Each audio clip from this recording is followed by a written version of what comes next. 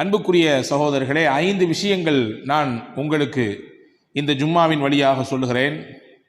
இந்த 5 காரியங்களும் நம்முடைய வாழ்க்கையிலே வரும் பட்சத்திலே அல்லாஹ் நிம்மதியான வாழ்வை தருவான். மன மகிழ்ச்சியை, ஆனந்தத்தை அல்லாஹ் நமக்கு விரிவுபடுத்தி கொடுப்பான். இதிலே ஏதாவது ஒன்றில் குறை இருக்குமேயானால் அல்லது நம்மிடத்திலே இல்லாமல் இருக்குமேயானால் அதை மறுபடியும் நாம் முயற்சித்து நம்முடைய வாழ்க்கையிலே கொண்டு வருவதற்கு நாம் அதற்கான உழைப்பை கொடுப்போம். நிச்சயமாக நாம் எதிர்பார்க்கிற நிம்மதியையும் மகிழ்ச்சியையும் அல்லாஹ் அதன் மூலம் தருகிறான். 1, நபிகள் பெருமானார் ஸல்லல்லாஹு அலைஹி வஸல்லம் அன்னவர்களுடைய தொடர் துஆக்களிலே இந்த வார்த்தை பதிவாக இருக்கிறது. அல்லாஹும்ம க்ஃபினி பிஹலாலிக் அன் ஹராமிக் வ அக்னினி பிஃபத்லிக அம்மன் சிவாக். யா அல்லாஹ், நீ எனக்கு கொடுத்த ஹலாலை கொண்டு நான் பொருந்தி கொள்ள வேண்டும், போதுமாக்கி கொள்ள வேண்டும். ஹராம்களை விட்டு என்னை நீ காப்பாற்றி விட வேண்டும். உன்னன்றி வேறு யாரிடத்திலும் நான் கையேந்த கூடாது. உன்னன்றி வேறு யாரிடத்திலும் நான் எதிர்பார்த்து இருக்கக்கூடிய நிலை எனக்கு வரக்கூடாது. இந்த 3ஐயும் கொடு என்று நபிகள் பெருமானார் ஸல்லல்லாஹு அலைஹி வஸல்லம் தொடர்ச்சியாக துஆ செய்ததாக நாம் ஹதீஸ்களிலே பார்க்கிறோம். இப்போ இந்த 3இலே முதன்மையானது, யா அல்லாஹ், நீ எனக்கு எதை தருகிறாயோ அதை ஹலாலாக கொடு, அதை கொண்டு நான் போதுமாக்கி கொண்டு வாழ வேண்டும். தமிழில் அழகாக சொன்னான், போதும் என்ற மனமே பொன் செய்யும் மருந்து என்றான், இல்லையா? ஆனால் மனித மனம் எனக்கும் உங்களுக்கும் இருக்கிறது, இன்னும் வேண்டும் என்ற ஆசை. ரசூலுல்லாஹ் அதை Karim's biryani paradise at liberty and catering services, கோடம்பாக்கத்தின் அறுசுவை அடையாளம். அதை ரொம்ப அழகாக விவரித்து சொல்வார்கள். மனித மனம் எத்தகையது என்றால், 2 தங்கத்தாலான நீரோடை அவருக்கு அன்பளிப்பாக கொடுக்கப்பட்டாலும் மனித மனம் சொல்லுமாம், 3 ஒன்று கொடுத்துருக்கேன் அவர் சேர்த்து ஒற்றை படையில் 2 கொடுத்து அல்லாஹ் முடிச்சிட்டானே என்று நினைக்க வைக்கும்.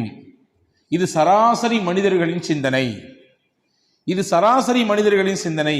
எப்பொழுது அந்த எண்ணப்பாடு குறையும் என்றால், மண்ணுதான் அவர்களுடைய எண்ணத்தை முற்றுப்புள்ளி வைக்க வேண்டும் என்று பெருமானார் ஸல்லல்லாஹு அலைஹி வஸல்லம் சொன்னார்கள். மண் என்றால் மண்ணுக்கு போகும் அந்த நாள்தான் அந்த சிந்தனை குறையும் என்று சராசரி மனிதனுடைய நிலைப்பாட்டை ரசூலுல்லாஹ் விளக்கினார்கள். ஆனால் நல்லோர்கள், நபிமார்கள், வலிமார்கள் இந்த சிந்தனைக்கு அப்பாற்பட்டு தன்னுடைய வாழ்க்கையை போதுமாக்கி கொண்டு வாழ்ந்திருக்கிறார்கள். கிடைத்ததை கொண்டு அல்ஹம்துலில்லாஹ் என்று சொல்லி வாழ்ந்திருக்கிறார்கள். பொதுவாகவே மனிதன் இருப்பதை மறந்து இல்லாததை நினைத்தே தன்னுடைய நடப்பு வாழ்க்கையை தொலைத்து கொண்டிருக்கிறான். ஆனால் நபிகள் பெருமானார் ஸல்லல்லாஹு அலைஹி வஸல்லம் நமக்கு கற்றுத்தந்தது, உங்களுக்கு என்ன இருக்கிறதோ அதை பொருந்தி கொண்டு வாழுங்கள். இன்றைக்கு 20 ரூபாய் என்றால் 20 ரூபாய் தான், அல்ஹம்துலில்லாஹ். இன்னைக்கு 20,000 ரூபாய் என்றால் அதையும் ஏற்றுக்கொள்வோம். ஏற்றுக்கொள்ளுகிற பக்குவம் இருக்கிறதே, அது மிகப்பெரியது என்று பெருமானார் ஸல்லல்லாஹு அலைஹி வஸல்லம் கற்றுத்தந்தார்கள். ஹதீஸிலே வருகிறது பாருங்கள். ஹஜ்ரத் ஆயிஷா ரதியல்லாஹு பற்றி உருவத்து பின் ஜுபைர் ரதியல்லாஹு சொல்றாங்க. ஆயிஷா அம்மா ஒரு நாள் எங்கள்கிட்ட பேசிக்கிட்டு இருந்தாங்க. இன்னா குன்னா நந்துரு இலல் ஹிலால் சும்மல் ஹிலால் சலாசத அஹில்லா, 3 மாதம் தலைப்பிறையை நாங்கள் தொடர்ச்சியாக கண்டிருக்கிறோம். வலா வமா ஊகிதத் ஃபீ அபியாத் ரசூலில்லாஹி ஸல்லல்லாஹு அலைஹி வஸல்லம் நார், நபிகள் பெருமானார் ஸல்லல்லாஹு அலைஹி வஸல்லம் வீட்டிலே அடுப்பை மூட்டுவதற்கு நெருப்பு கூட இல்லை. யார் சொல்றா? இந்த அகிலத்தின் அருள் கொடை அன்னலம் பெருமானார் ஸல்லல்லாஹு அலைஹி வஸல்லம் உடைய துணைவியார் அன்னை ஆயிஷா அம்மா சொல்றாங்க. 3 மாசம் தொடர்ச்சியா தலைப்புறைய பார்த்தோம். ஆனா ரசூலுல்லாஹ்வுடைய வீட்டில் அடுப்பு எரிக்கிறது கூட எண்ணெய் இல்லை. இப்போ பக்கத்தில் இருந்த உருவத்து பின் ஜுபைர் ரலியல்லாஹு கேட்டாங்களா, யா ஹாலாமா தஆமுக்கும், அந்த காலகட்டத்தில் உங்களுக்கு எப்படி உணவு? வீட்டில் அடுப்பே இல்லைன்னா எங்கிட்டு உணவு இருக்கும்? நீங்கள் எதை சாப்பிட்டு நீங்கள் உங்களுடைய அந்த பசியை போக்கி கொண்டீர்கள் என்று கேட்ட பொழுது ஹஜ்ரத் அன்னை ஆயிஷா ரலியல்லாஹு தஆலா அன்ஹா திருப்தியோடு சொன்னாகலாம், அத்தமரு வல் மா, தாகம் எடுத்தால் தண்ணீர், பசி வந்தால் பேரிச்சம்பழம், அவ்வளவுதான். தாகம் எடுத்தால் தண்ணீர், பசி வந்தால் பேரிச்சம்பழம். இதுதான் இந்த காலகட்டத்திற்கான நமக்கான அல்லாஹ்வின் முடிவு என்பதை ஏற்றுக்கொண்டோம். இது கிடைத்ததே, பொருந்தி கொண்டோம். இதுவும் கிடைக்காமல் எத்தனை மக்கள் இருக்கிறார்கள். அதை நினைத்து கொடுத்த அல்லாஹ்விற்கு நன்றி செய்தோம் என்று அன்னை ஆயிஷா ரலியல்லாஹு தஆலா அன்ஹா அவர்கள் சொல்லுவார்கள் என்ற செய்தியை நாம் பார்க்கிறோம். இப்போ அன்பான சகோதரர்களே, போதும் என்கின்ற மனம் இருக்கிறது நிம்மதியை தரும். மனது அங்கும் இங்கும் அலைபாயாது. ஒரு விதமான பதட்டத்தோடே நாம் இருக்கக்கூடிய சூழல் ஏற்படாது. மன அமைதியை தருவதோடு மட்டுமல்ல, மகிழ்ச்சிக்கும் அது காரணமா. இன்னைக்கு இப்படிதாம்மா நம்ம குடும்பத்தினுடைய சூழல் இதுதான், இதை நீங்க புரிஞ்சுக்கணும். இப்படித்தான் அத்தாவுடைய வருமானம் இருக்கிறது, இப்படித்தான் அண்ணனுடைய வருமானம் இருக்கிறது, இதை கொண்டு தான் நாம் வாழ பழகி கொள்ள வேண்டும். இதை தாண்டிய ஒரு பிரம்மாண்டமான விரிவாக்கம் நிறைந்த வாழ்க்கையை நம்ம எதிர்பார்க்க கூடாது. அல்லாஹ் கொடுத்தால் அதையும் ஏற்றுக்கொள்வோம், இப்படி கொடுத்தால் இதையும் ஏற்றுக்கொள்வோம் என்கின்ற பக்குவத்தை நபிகள் பெருமானார் ஸல்லல்லாஹு அலைஹி வஸல்லம் சமுதாயத்திற்கு சொல்லித் தருகிறார்கள். அது கிடைத்து விட்டால் மனதிற்கு நிம்மதி கிடைக்கும், அது கிடைத்து விட்டால் மனதிற்கு மகிழ்ச்சி கிடைக்கும் என்று பெருமானார் ஸல்லல்லாஹு அலைஹி வஸல்லம் அவர்கள் சொன்னார்கள். அன்பு சகோதரர்களே, உமர் ரலியல்லாஹுடைய ஆட்சி காலத்தில் உமர் ரலியல்லாஹு அன்ஹு தேர்ந்தெடுத்து ஆளுநர்களை பல பாகங்களுக்கு அனுப்பி அவங்களுக்கு பொறுப்பை கொடுத்தாங்க. உமர் ரலியல்லாஹுடைய பீரியட் இருக்க ரொம்ப அற்புதமான காலகட்டம் அது. இஸ்லாத்தினுடைய வளர்ச்சிக்கும் சரி, அது மாணிக்கங்களை புரக்கி அதாவது மாணிக்கங்களை புரக்கி ஒவ்வொரு பகுதிகளுக்கும் அவர்களை, அந்த பகுதி மக்களை ஆளுகிற, அவர்களை கண்காணிக்கிற ஒரு உயர்ந்த பொறுப்பை கொடுத்து அழகு பார்த்தாங்க. அப்படிதான் சிரியாவில் டமாஸ்கஸ் என்ற ஒரு பகுதிக்கு உமர் ரலியல்லாஹு அன்ஹு அவர்கள் ஒரு சஹாபியை தேர்வு செய்தார்கள். அந்த சஹாபிக்கு பெயர் சயீத் இப்னுல் ஆமிர் ரலியல்லாஹு அன்ஹு. சயீத் இப்னுல் ஆமிர் ரலியல்லாஹு அன்ஹு டமாஸ்கஸினுடைய ஆளுநர், பொறுப்பாளர். அவரை பற்றி அந்த ஊர் மக்கள் உமர் ரலியல்லாஹு அன்ஹு ஒரு சில கம்ப்ளைண்ட் வச்சாங்க, சில குற்றச்சாட்டு வச்சாங்க. என்ன தெரியுங்களா? டெய்லி காலையில் கரெக்டாக வேலைக்கு வரமாட்டேங்கிறாரு, பொறுப்புக்கு வரமாட்டேங்கிறாரு, லேட்டாக வர்றாரு. எப்பொழுதுமே அவர் பணிக்கு வருவது நண்பகல் நேரத்தில் தான், சூரியன் உச்சி சாய்ந்ததற்கு பிறகுதான் வரவே செய்கிறார். ஒன்று. ராத்திரி நேரத்திலே மக்கள் பணியை ஆற்றக்கூடிய ஆளுநர், மக்களுடைய நிலை எப்படி இருக்குது, எந்த மாதிரியான நிலையில் மக்கள் வாழ்கிறாங்க, அவங்களுடைய உண்மைத்தன்மை என்ன அப்படிங்கிறதெல்லாம் பார்க்குறதுக்கு ரோந்து போகணும். அது அவர் வர்றதே கிடையாது. அதே மாதிரி பார்த்தீங்கன்னா மாதத்தில் ஒரு 2 நாள் லீவ் எடுத்துக்கிறார், மாதத்தில் 2 நாள் விடுமுறை எடுத்துக்கொள்கிறார். 4வதாக எங்களிடத்திலே பேசிக்கொண்டே இருப்பார், திடீர் என்று மயக்கமுற்று கீழே விழுந்து விடுவார். இந்த 4 விதமான குற்றச்சாட்டு எங்களுடைய ஆளுநர் சயீத் இப்னுல் ஆமிரின் மீது நாங்கள் வைக்கிறோம் என்று அந்த மக்கள் சொன்னாங்க. உமர் ரலியல்லாஹு அன்ஹு சயீத் இப்னுல் ஆமிர் ரலியல்லாஹு கூப்பிட்டு, என்னங்க உங்கள் ஊர் பகுதி மக்கள் உங்கள் மீது இந்த 4 குற்றச்சாட்டு வச்சுருக்காங்களே, சரிதானா, ஏன் என்னன்னு கேட்டாங்க. அதில் சயீத் ரலியல்லாஹு சொன்னாங்க, 4மே உண்மைதான், ஆனால் 4க்கு பின்னாடி 4 காரணங்கள் இருக்குது, அதை நான் சொல்லக்கூடாதுன்னு நினைக்கிறேன். ஆனால் எப்போ பொது வழிக்கு பேச்சு வந்துடுச்சோ, பேச்சு வராத வரைக்கும் அதை பற்றி பேச தேவையில்லை, எப்போ பொது வழிக்கு பேசுபொருளாக ஒரு செய்தி வந்து விட்டதோ அதை தெளிவுபடுத்த வேண்டிய பொறுப்பும் கடமையும் எனக்கு இருக்கிறது. இப்போ நான் சொல்கிறேன், நான் டெய்லி ஏன் நான் என்னுடைய பணிக்கு நான் தாமதமாக வருகிறேன், ஏன் நண்பகலில் வருகிறேன் என்றால், நான் இந்த மக்களை ஆளும் ஆளுநர் தான், எனக்கு அந்த போஸ்டிங் கொடுத்துருக்கீங்க, அதனால் இந்த போஸ்டிங்கை வச்சுக்கிட்டு நான் என்னுடைய சுயலாபத்திற்கு, என்னுடைய சுய வேலை வாய்ப்புக்காக வேண்டி யாரையும் நான் பயன்படுத்துவது கிடையாது. என் வீட்டில் சொல்ல போனால் பணியாட்களே கிடையாது, நான் தான், என் மனைவி தான், நாங்களே தான் எல்லா வேலையும் காலையிலிருந்து செய்ய வேண்டும். அதையெல்லாம் செய்து கொடுத்து விட்டு எல்லா பிள்ளைகளுக்கான தேவைகளை எல்லாம் முடிச்சு விட்டு எல்லாம் கிளம்பி நடையாக என்னுடைய பணி அமரத்துக்கு வருவதற்கு இவ்வளோ நேரம் ஆகுது, இதுதான் விஷயம் அப்படின்னாங்க. 2வது சொன்னாங்க, ராத்திரி நேரத்தில் ஏன் நீங்கள் ரோந்து போகிறதில்ல? சயீத் இப்னுல் ஆமிர் ரலியல்லாஹு சொன்னாங்க, பகலெல்லாம் மக்களுக்காக வேண்டி நான் கொடுக்கிறேன், ராத்திரி மட்டும்தான் மிச்சம் இருக்கிறது, என் வீட்டுக்கும் தர வேண்டும் நேரத்தை, படைத்தவனுக்கும் தர வேண்டும். படைத்தவனுக்கு முன்னால் நிம்மதியாக நின்று வணங்கி வழிபடுவதற்கு இரவை நான் ஒப்படைத்து விட்டேன். எனவே பகலெல்லாம் மக்கள் பணி, ராத்திரி மக்களை படைத்த ரப்பின் பணி, அவனுக்கு முன்னால் நிற்கக்கூடிய பணி, அதை செய்வதற்காக வேண்டித்தான் என் இரவை நான் ஒதுக்கியிருக்கிறேன். 2. 3வது சொன்னாங்க, மாதத்தில் 2 நாள் லீவ் போடுறீங்களாமே, என்ன காரியம்? அதில் சயீத் இப்னுல் ஆமிர் ரலியல்லாஹு சொன்னார்கள், நான் இந்த நகரத்தினுடைய ஆளுநர், படோடாமமான வாழ்க்கை, அதாவது பகட்டு வாழ்க்கை, அப்படியான சூழலுக்கு இன்னைக்கு உலகம் தள்ளப்பட்டிருக்கிறது. காசே இல்லைனாலும் ரொம்ப கடன் வாங்கியாவது நம்மளுடைய இந்த நிகழ்ச்சியை சிறப்பாக நடத்தி காட்டணும் அப்படின்ற மாதிரியான சிந்தனை இன்னைக்கு நிறைய பேர்ட்ட இருக்குது. ஆனால் ஒரு ஊரின் சொல்ல போனால் ஒரு நாட்டின் ஆளுநர், டமாஸ்கஸ் என்ற மிகப்பெரிய பறந்து விரிந்த அந்த பகுதிக்கான ஆளுநர் ஹஸரத் சயீத் இப்னு ஆமிர் ரலியல்லாஹு சொல்றாங்க, 2 நாள் விடுப்பு எதற்கு என்றால், நான் உடுத்துவதற்கு 2 நல்ல துணிகள் தான் இருக்கிறது. அந்த 2 நல்ல துணிகளை மாற்றி மாற்றி மாற்றி மாற்றி தான் நான் பயன்படுத்துவேன். இந்த 2 நாளில் தான் நான் அதை துவைத்து உலர வைத்து காய வைத்து மறுபடியும் அதை போட்டுக்கொள்வதற்கு எனக்கும் சரி என்னுடைய வீட்டினுடைய அந்த பணிகளையும் சரி செய்வதற்கு எனக்கு 2 நாட்கள் தேவைப்படுகிறது. எனவே தான் நான் விடுமுறை எடுத்துக்கொள்கிறேன் என்று சயீத் இப்னு ஆமிர் ரலியல்லாஹு சொன்னாங்க. 4வது ஏன் திடீர்னு மயக்க போறேன்னு கேட்ட பொழுது, முன்னால் நடந்த ஒரு நிகழ்ச்சியை சொல்லி காட்டி என்னுடைய நண்பர் ஹுபைப் ரலியல்லாஹு அன்ஹு அவர்கள் ஷஹீதாக்கப்பட்ட பொழுது மக்காவிலே நான் அப்பொழுது இஸ்லாத்தை ஏற்றுக்கொள்ளாதவனாக இருந்தேன். அல்லாஹு தாலா அவனுடைய சத்திய இஸ்லாத்தை ஏற்றுக்கொண்டதற்காக வேண்டி ஹுபைப் ரலியல்லாஹு அன்ஹு தூக்கு மேடையிலே தூக்கி எறியப்பட்டார்கள். அவர்கள் கழுத்து நெரித்து கொல்லப்பட்டார்கள். அந்த சமயத்தில் அவங்க அந்த நேரத்திலும் கூட அல்லாவை விட்டு கொடுக்கவில்லை, அல்லாவின் தூதரை அவர்கள் விட்டு கொடுக்கவில்லை. சின்ன ஒரு வார்த்தை கூட சொல்லாமல் அந்த வலியையும் வேதனையும் தாங்கிக்கிட்டாங்க.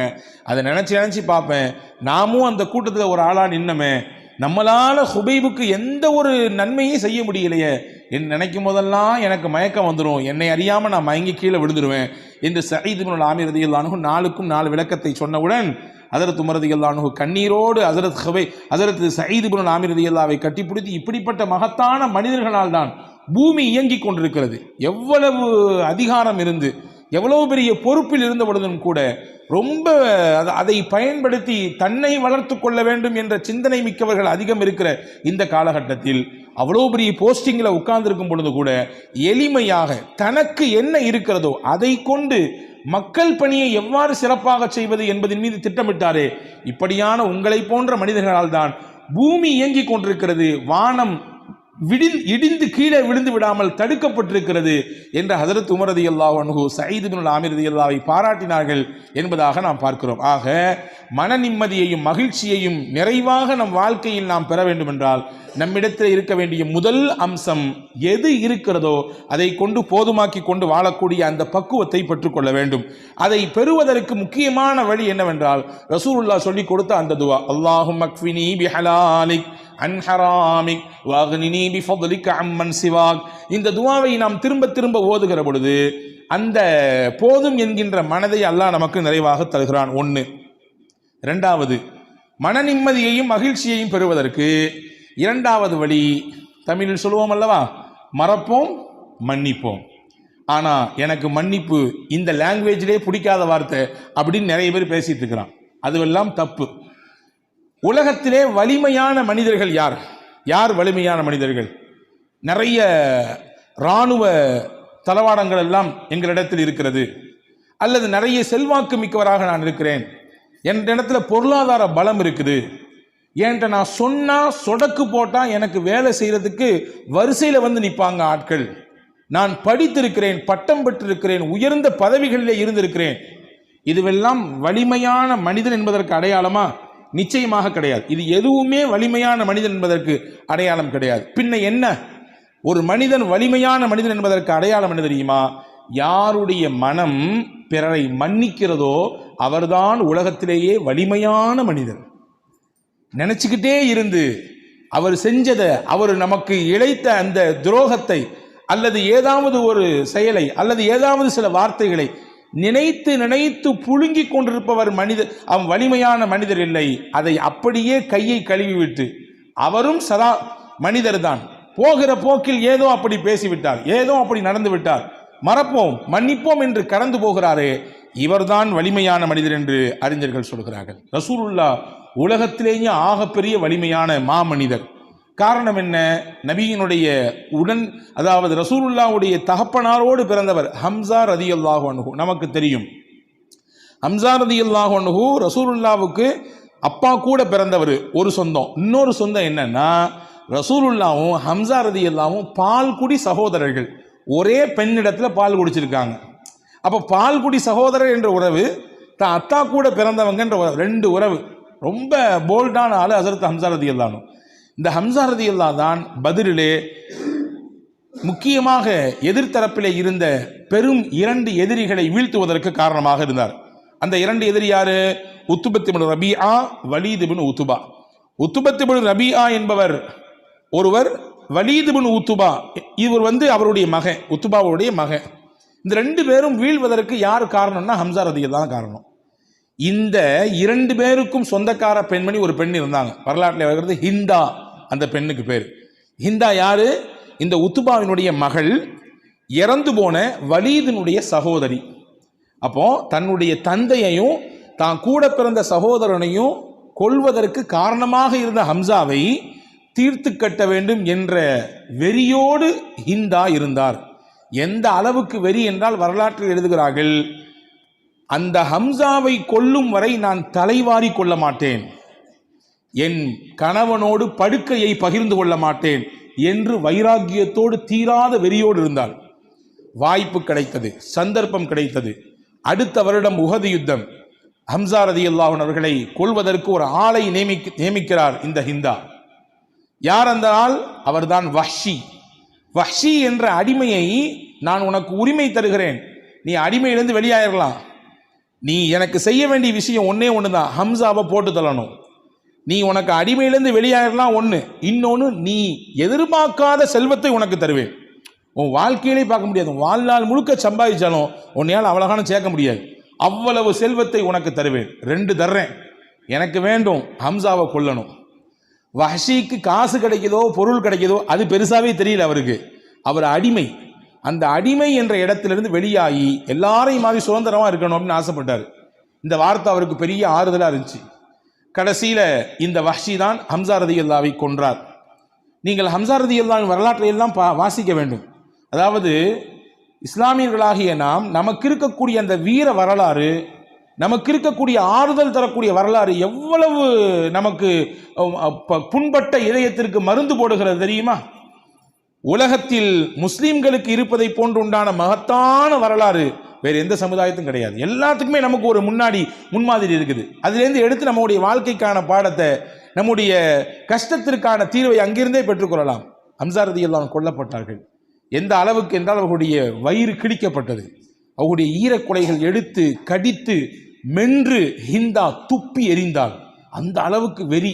தான் தகப்பனாரையும் சகோதரனையும் கொன்ன ஹம்சா ரலியல்லாஹு பழிதீர்த்து கொண்டாள் ஹிந்தா. இது முந்திய வரலாறு.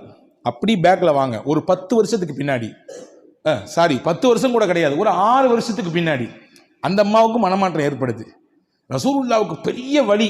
ஹம்சாவினுடைய அந்த இறப்பை பார்த்து, அவருடைய உடல் சிதைந்து கிடக்கக்கூடிய அந்த காட்சியை பார்த்து ரசூலுல்லாவை ஒரு கட்டம் ஆடி போய் விட்டார்கள், கண் கலங்கி விட்டார்கள். இப்படியான ஒரு வெறி செயல், என்ன ஒரு குரூர சிந்தனை, கொடூர சிந்தனை இது. இப்படி உடலை சிதைத்து சின்னாபின்னப்படுத்திருக்காங்களே சொல்லி ரசூலுல்லாவே அப்படியே கலங்கி போன தருணம் அது. 6 வருஷம் கழித்து ஹிந்தாவுக்கு மனமாற்றம் ஏற்பட்டது. ஏற்பட்டு தன்னுடைய கணவர் அபூ சுஃபியான் இஸ்லாத்தை ஏற்றுக்கிட்டாரு. நானும் இஸ்லாத்தை ஏற்றுக்கணும்னு ஆசைப்படுறேன், ஆனால் நீங்கள் என் கூட வாங்க, நீங்கள் தான் முஸ்லீம் ஆகிட்டீங்களா, இப்போ முகமது போய் சந்திப்போம், ரசூலுல்லாவை சந்தித்து நானும் அவங்கள சந்தித்து இஸ்லாத்தை ஏற்றுக்கணும் என்று சொன்ன பொழுது அபூ சுஃபியான் நான் வரமாட்டேன்ட்டார். நீ பண்ண செயல் அவ்வளவு கொடூரமானது, எனக்கே பொறுத்துக்கல. அவர் கூட இருந்த ஹம்சாவை இப்படி கொன்றாயே, அவருடைய மனம் எவ்வளவு நொந்திருக்கும் என்று அபூ சுஃபியான் சொன்னார். கடைசியில் ஹிந்தா அந்த பெண்மணிக்கு மனசே கேட்கல, உஸ்மான் ரலியல்லாஹு பிடித்தார். அதே போன்று தன்னுடைய சகோதரர் இன்னொருவர் இருந்தார், அபூ ஹுதைஃபத் இப்னு உத்பா, அவரையும் பிடிச்சார். நீங்கள் 2 பேர் தான் ரெக்கமெண்ட் பண்ணணும், கூட்டு போங்க, முகமது ஸல்லல்லாஹு அலைஹி வஸல்லம் கூட்டு போங்க. கூட்டு போனார்கள். முகமது நபி ஸல்லல்லாஹு அலைஹி வஸல்லம் கருணையே உருவான ஹாத்தமுன் நபி அவர்கள் அந்த பெண்மணியை ஏற்றுக்கொண்டார்கள், அவர்களிடத்திலே பையச் செய்தார்கள். அவர்கள் செய்த அந்த குற்றங்களை அல்லாஹ் மன்னித்து விடுவான், உங்களுக்காக வேண்டி வல்ல அல்லாஹ்விடத்திலே நான் பிழை பொறுக்க தேடுகிறேன் என்று சொன்னார்கள். இஸ்லாமிய வரலாற்றிலே அற்புதமான ஒரு நிகழ்ச்சி நடந்தது. ரசூலுல்லாவின் சிறிய தகப்பனார் ஹம்சாவை கொல்லுவதற்கு காரணமான ஹிந்த் பின் உத்துபா இஸ்லாத்தை நபிகளின் கரத்திற்கு முன்னாலேயே ஏற்றுக்கொள்கிறார். அன்பு சகோதரர்களே, சராசரி மனிதராக இருந்து நாம் இதை பார்ப்போம். யாருக்காவது மனசு பொறுக்குமா? ஒன்றும் இல்லைங்க. ஒரு 4 பேர்த்துக்கு முன்னாடி வச்சு நம்மளை ஒருத்தர் பேசிட்டாரு, அவமானப்படுத்திட்டாரு, மனசை காயப்படுத்திட்டாரு, சந்தர்ப்பத்தை தேடிக்கிட்டே இருப்போம். கிடைச்சா அவரை 4 பேர்த்துக்கு இல்லை 40 பேருக்கு முன்னாடி வச்சு பழி வாங்கணும், திருப்பி பேசணும். அவர் வீசிய அந்த வார்த்தைகளின் கணை எவ்வளவு பெரிய தாக்கத்தை நமக்கு ஏற்படுச்சோ அதை விட முடிந்தால் 4 மடங்கு திருப்பி கொடுக்க வேண்டும் என்று நினைப்பதுதான் மனித இயல்பு. ஆனால் இதை கடந்து முஹம்மது ஸல்லல்லாஹு அலைஹி வஸல்லம் தனக்கு உயிருக்கும் உயிரான ரொம்ப நெருக்கமான ஹம்சாவை கொண்ட காரணமாக இருந்த ஹிந்தாவை மன்னித்தார்கள் என்றால், எனவேதான் நான் சொன்னேன், உலகத்திலேயே ஆகப்பெரிய வலிமை மிக்க மனிதர் யார் என்றால், பிறருடைய தவறை குற்றத்தை மன்னிக்கிற மனப்பான்மை யாருக்கு இருக்கிறதோ அவர்தான் உலகத்திலேயே வலிமை மிக்க மனிதர், அவர்தான் உலகத்திலேயே ஆற்றல் மிக்க மனிதர். ரசூலுல்லாஹ் ஆற்றல் மிக்க மனிதராக இருந்தாங்க. இப்போ மகிழ்ச்சி கிடைக்கணும், நிம்மதி கிடைக்கணும்னா மன்னிக்கணும். காலத்துக்கு மன்னிக்க மாட்டேன், இறந்து போனாலும் தீதாரை பார்க்க கூட நீ வரக்கூடாது பார்த்துக்கோ என்று சொல்லுபவர் தான் இன்று நம்மிலே பலர் உண்டு. உறவுகளுக்கு இடையிலே எவ்வளவு விரிசல், அண்ணன் தம்பிகளுக்கு இடையிலே எவ்வளவு விரிசல், சொந்தங்களுக்கு இடையிலே எவ்வளவு விரிசல், பகை, வன்மம். அந்த வன்மமும் பகையையும் உள்ளத்தில் வைத்து எதைதான் சம்பாதிக்க போகிறோம் நாம், எதைதான் கொண்டு போக போகிறோம் நாம். வன்மத்தோடே நாம் இறந்து விட்டால், அன்பர்களே இந்த வார்த்தையை நீங்கள் கவனியுங்கள், வன்மத்தோடும் வெறுப்போடும் இறந்து விட்டால் நம் மீது யார் கோபத்தோடு இருக்கிறாரோ அவர் நமக்காக வேண்டி கையேந்துவாரா? நம்முடைய இழப்பை நினைத்து அவர் வருந்துவாராம்? போய் தொலையட்டும் முசீபத்து, இத்தனை காலம் எவ்வளவு கொரூரம், எவ்வளவு வன்மத்தோடு இருந்தா மனுஷன், செத்து தொலையட்டும் என்று அவர் சொல்லிவிட்டார். நம்முடைய மறுமையை அது கெடுப்பதற்கு அது காரணமாகிவிட்டால். எனவே அன்பர்களே, உலகத்தில் மகிழ்ச்சியை தேடினால், நிம்மதியை வேண்டும் என்று ஆசைத்தால் மறங்கள், மன்னியுங்கள், மன்னியுங்கள், மறந்து போங்கள், கடந்து போங்கள். இதைவிட மிகச் சிறப்பானதை அல்லாஹ் உங்களுக்கு தருவான் என்று மார்க்கம் அழகாக சொல்லித் தருகிறது. இது இரண்டாவது வழி. மூணாவது வழி, அல்லாஹ் நமக்கு என்ன தலைவிதின்னு எழுதியிருக்கிறானோ அதை ஏற்றுக்கணும். கலா கதிரை நம்பியவர்கள் நாம் இல்லையா? கலா கதிரை நம்பி இருக்கிறோம், அல்லாஹ்வின் மீது முழுமையாக சார்ந்து இருக்கிறோம். என்ன நடந்தாலும் உன்னை நான் விடமாட்டேன் என்று அல்லாஹ்வை இறுகமாக பற்றி பிடித்துக் கொள்ள வேண்டும். ரசூலுல்லாஹ் சொன்னார்கள், லவ் அன்னக்கும் ததவக்கலூன அலல்லாஹி ஹக்க தவக்குலிஹி லருஸிக்தும் கமா துர்ஸகுத் தைரு தகுது ஹிபாசன் வ தரூஹு பிதானா.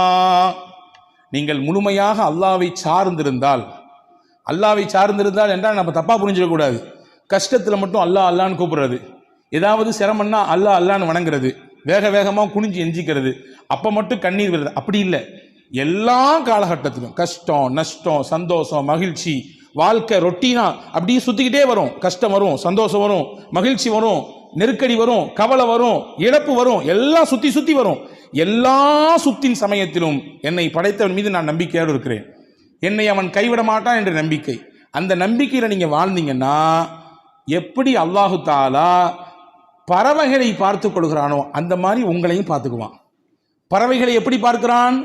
அது விரும்பியா கூட்டை விட்டு வெளியே போகிறது. இங்கே போனால் நைட்டு சாப்பாடு கிடைக்கும், இங்கே போனால் மதியம் லஞ்சு கிடைக்கும், இங்கே போனால் காலையில் சாப்பாடு கிடைக்கும், இல்லை, வெறும் வயிற்றோடு போகுது.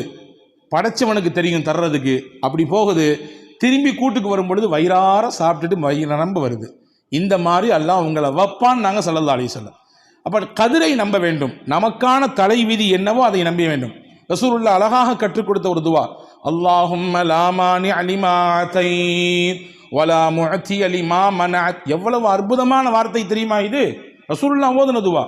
இறைவா, நீ கொடுத்ததை யாராலும் தடுக்கவே முடியாது. நீ கொடுக்க வேண்டும் என்று நாடிவிட்டால் உலகமே சேர்ந்தாலும் அதை தடுக்கவே முடியாது. ஆனால் நீ கொடுக்க கூடாதுன்னு நினைச்சிட்டா ஊர் இல்லை உலகமே சேர்ந்து தந்தாலும் தர முடியாது. எல்லாம் உன் கையில் இருக்கிறது. எனவே எங்களுக்கு நல்லதைத்தா என்று பெருமானார் ஸல்லல்லாஹு அலைஹி வஸல்லம் அழகாக கற்றுத்தந்தார்கள். கதிரை நம்ப வேண்டும், மனம் தளர்ந்து விடக்கூடாது.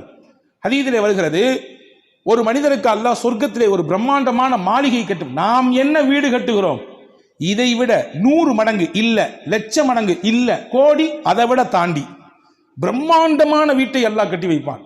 அதனுடைய பேரழகை பார்த்து அங்கும் இங்கும் சொர்க்கவாதிகளே மதிமயங்கி போவார்கள்.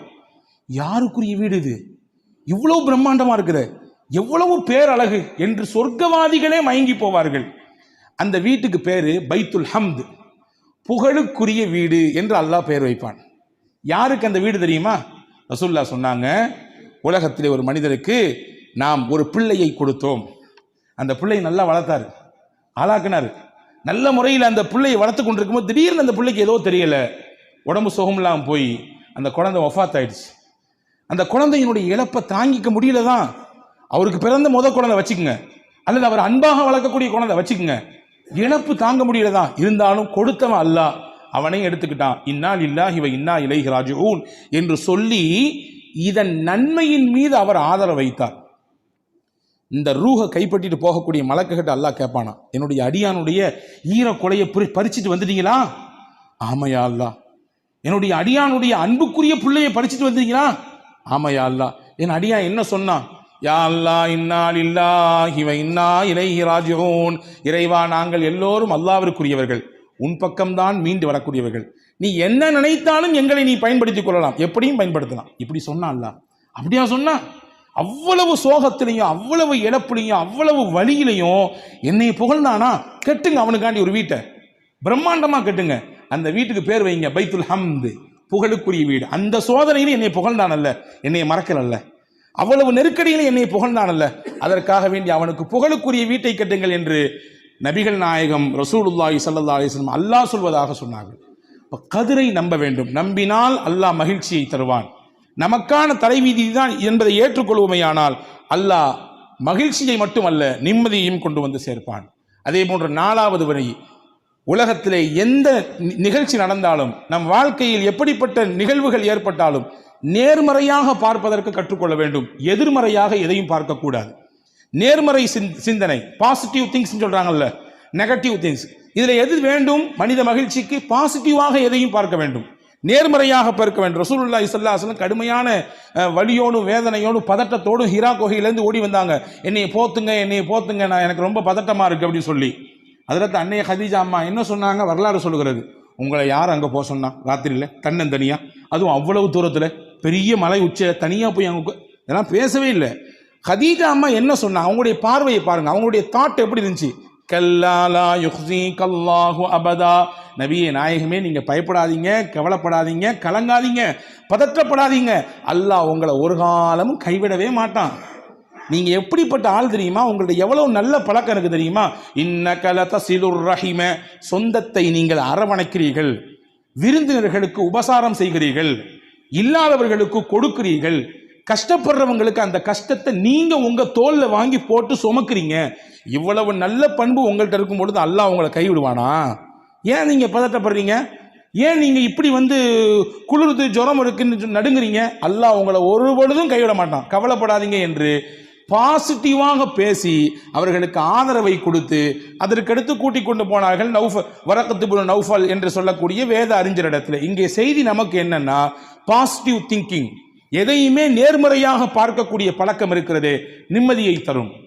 இது நடந்தா இப்படி நடந்திருக்குமோ, அது ஆனதுனால தான் அப்படி நடந்திருக்குமோ. ஹஸரத் ரசூலுல்லாஹ் சொல்றாங்க, ஒரு ஹதீஸ் வந்திருக்கிறது, உங்களுக்கு என்ன விரும்புகிறதோ அதை நீங்கள் செய்யுங்கள், செய்யும் பொழுது அல்லாஹ்விடத்திலே உதவி தேடுங்கள்.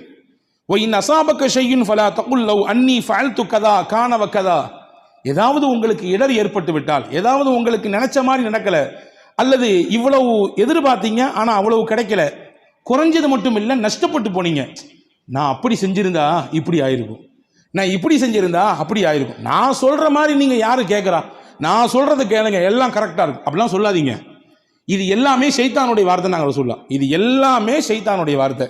சொல்லிட்டு சொன்னாங்க, எது நடந்தாலும் இப்படி சொல்லுங்கள், கத்தரல்லாஹு மா ஷாஅ ஃபஅல, அல்லாஹ் நாடியது நடந்திருக்கிறது, அவ்வளவுதான், முடிஞ்சு. இதான் கதிரு, இதான் தலைவிதி, அது நடந்திருக்குது அப்படின்னு சொல்லி கடந்து போயிருங்க நாங்கள் ஸல்லல்லாஹு அலைஹி வஸல்லம்.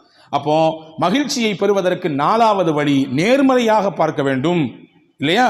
5வது மகிழ்ச்சியோடும் அதே போன்று மன நிம்மதியோடும் வாழ்வதற்கு 5வது முக்கியமான வழி, பிறருக்கு நாம் மகிழ்ச்சியை கொடுப்பதற்கு முக்கியத்துவம் கொடுக்க வேண்டும். நாம எப்படி சந்தோஷமா இருக்கணும்னு ஆசைப்படுறோமோ அந்த மாதிரி பிறரை சந்தோஷப்படுத்துறதுக்கு நம்முடைய வாழ்க்கையில கொஞ்சம் நேரங்களை ஒதுக்கிக்கணும். ரசூலுல்லாஹ் சஹாபாக்கள் கேட்டாங்க, யா ரசூலல்லாஹ், நாங்கள் செய்யும் செயலிலேயே சிறந்த செயல் எதுன்னு கேட்டாங்க. ரசூலுல்லாஹ் சொன்னாங்க, தொழுக, நோன்பு அல்லது தஹஜ்ஜத்து, இதெல்லாம் ஓகே, இதெல்லாம் சிறப்பான செயல் தான், மாற்றுக்கிறதே கிடையாது. ரசூலுல்லாஹ் சொன்னாங்க, ஒரு முஸ்லீம் செய்யும் செயலிலேயே சிறந்த செயல் எது தெரியுமா? ஒரு மனிதனுடைய உள்ளத்திலே மகிழ்ச்சி ஏற்படுத்துறது காரணமா இருக்கிறது. ஒருத்தனை சந்தோஷப்படுறதுக்கு அவர் காரணமா இருப்பார். அவர் வார்த்தையோ அல்லது அவருடைய செயலோ அல்லது அவருடைய கொடுக்கல் வாங்கலோ பிறருக்கு சந்தோஷத்தை தரும். அதுதான் சிறப்பான செயல் என்று பெருமானார் ஸல்லல்லாஹு அலைஹி வஸல்லம் சொன்னார்கள். ஹதீஸிலே வந்திருக்கிறது, பெருமக்களே நீங்கள் கேளுங்கள் கண்டிப்பாக இதை. மறுமை, ஒருவன் இறந்து போய்விட்டால் அவரை கொண்டு போய் மண்ணறையிலே அடக்கி விடுகிறோம், இல்லையா? மண்ணறை என்பது தனிமையின் வீடு, அங்கே துணைக்கு யாரும் கிடையாது. நமக்கு பக்கத்திலே ஆள் இருக்கும், கூப்பிட்டால் நம் குரலை கேட்டு ஓடுவதற்கு உதவி செய்வதற்கு எக்கச்சக்கம் உலகத்தில் உண்டு. ஆனால் மன்னரை தனிமையின் வீடு. ஆனால் உலகத்தில் யாரு அடுத்தவங்களை சந்தோஷப்படுத்தினாங்களோ அது அவர் கொடுத்த ₹1 இருக்கலாம், அல்லது ஒருவேளை சாப்பாடா இருக்கலாம், அல்லது அவர் கஷ்ட காலத்துல செய்த ஒரு உதவியா இருக்கலாம். வச்சுக்கங்க, அவர் கொடுத்த ஏதோ ஒரு ஆலோசனையா இருக்கலாம், அல்லது அவர் கொடுத்த ஏதோ ஒரு சின்ன வழிகாட்டுதலா இருக்கலாம். அதனால அவருக்கு நல்ல வேலைங்க, அந்த இடத்துல அந்த சந்தில ஒருத்தர் இருந்தாரு, ஒரு பாய், அவர்கிட்ட கேட்டேன், அவர் தான் கரெக்டா வழிகாட்டினாரு, அவர் மட்டும் அங்க இல்லைன்னு வச்சுங்களேன், வேற எங்கேயோ மாறி போயிருப்பேன். இது ஒரு சந்தோஷம், இது ஒரு மகிழ்ச்சிக்கான காரணம். இப்படி ஏதோ ஒரு காரணத்திலே மனிதருக்கு மகிழ்ச்சியை கொடுத்தார். ரசூலுல்லாஹ் சொன்னாங்க, இந்த மகிழ்ச்சியை அல்லாஹ் நாளைக்கு என்ன செய்வான் தெரியுமா? இவர் இறந்த பின்னாடி இதற்கு உருவம் கொடுப்பான். உருவம் கொடுத்து கபருக்கு பக்கத்துல கொண்டு போய் வச்சிருவான். அது சொல்லுமா, பயப்படாத, நீ ஒன்னும் கலங்காத, பதட்டப்படாத, தனிமையில் இருக்கு நினைச்சு நீ வந்து பதட்டப்படாத, உன் கூட நான் இருக்கேன் துணைக்கு. ஏன்னா நீ உலகத்துல வாழும் பொழுது எத்தனை பேரை சந்தோஷப்படுத்தின, எத்தனை பேரை மகிழ்ச்சிப்படுத்தின, உன்னுடைய பொருளாதாரத்தை கொண்டு எத்தனை பேர் மகிழ்ச்சியா இருந்தாங்க, உன்னுடைய உதவியை கொண்டு எத்தனை பேர் ஆனந்தப்பட்டார்கள். எனவே உன்னை திடுக்கத்தில் ஆழ்த்த மாட்டான் அல்லாஹ். நீ செய்த மகிழ்ச்சி, நீ கொடுத்த மகிழ்ச்சியை எல்லாம் உருவப்படுத்தி என்னை உனக்கு பக்கத்தில் வைத்து விட்டான், உனக்கு நிம்மதிதான், சந்தோஷம்தான் என்று அது அல்லாஹ் நம்மை பார்த்து சொல்லும் என்று பெருமானார் ஸல்லல்லாஹு அலைஹி வஸல்லம் சொன்னார். எனவே அன்புக்குரியவர்களே, உலகத்திலே மகிழ்ச்சியாக வாழ வேண்டும் என்றால் பிறருக்கு மகிழ்ச்சியை கொடுக்க வேண்டும். தமிழிலே அழகாக சொல்லி வைத்தான், மகிழ்வித்து மகிழ். பிறரை மகிழ்ச்சிப்படுத்தி பார்த்து அதை பார்த்து நீங்க சந்தோஷம் அடைங்க. ஏன்னா உலகத்திலேயே சிறந்த செயல் அடுத்தவர்களை சந்தோஷப்படுத்துவது என்பதாக பெருமானார் ஸல்லல்லாஹு அலைஹி வஸல்லம். ஆக இந்த 5 காரியங்களும் மன நிம்மதியை பெற்றுத் தருவதோடு மட்டுமல்ல, மகிழ்ச்சிகரமான வாழ்க்கைக்கு காரணமாக இது அமைகிறது. வல்ல அல்லாஹ் நம்முடைய வாழ்க்கையிலே இதை பின்பற்றி